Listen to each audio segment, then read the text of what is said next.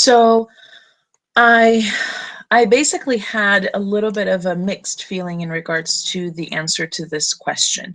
So basically one of the things that I was reviewing was, what would have happened to India if it was never colonized? And I think that obviously that's a different question, but since it was, I don't think that they would be better off. I think that although there's a lot of points to support that India, Pakistan, and Bangladesh would be better off today, if they were under British rules, I think that there's a lot more to contradict that statement. So the things that go towards that statement, so the good things that would have come out if it had all stayed under one country is they would have escaped the experience that was the partition. So all the bloodshed, the suffering by people, the relocation, and the loss of lives. The dispute over Kashmir wouldn't have occurred because it would still all be together.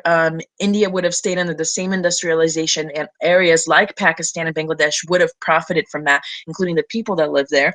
The entire time, it would have stayed a democratic republic. It wouldn't have gone through military dictatorship, which caused, again, so much suffering, conflicts, and deaths.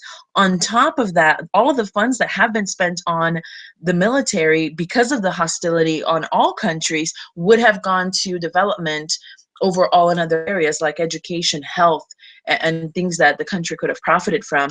And of course, the Pakistan wars would have most likely not happened in that area. So I think that there's definitely good things that would have come out of it.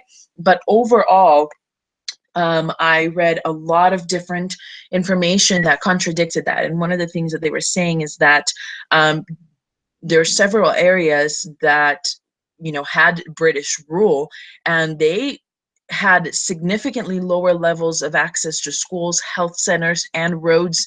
And just because the British was there didn't necessarily mean that they got those in all of the areas. India was actually a very, very, very wealthy country. And I think that in one way or another, it would have been colonized by either like the French or the Portuguese if it wasn't the British. But what the British still did was they created a lot of the conflict that was going on between the Hindus and the Muslims. So on top of that, they took a lot of the natural resources from India to sell everywhere. So I really feel like they drained India a lot.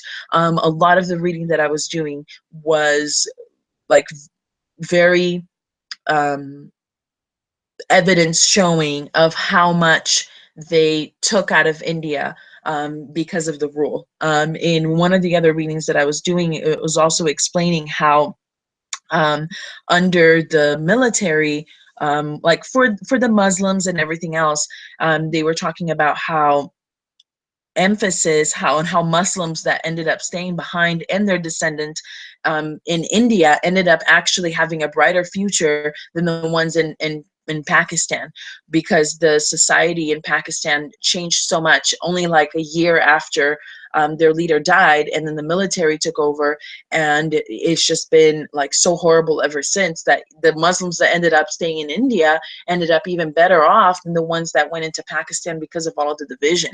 There's just so much that it's better off for, because now it actually has a chance to do their own economics and things like that, um, instead of if they would have stayed together. So I think that overall it's good. I just think that most of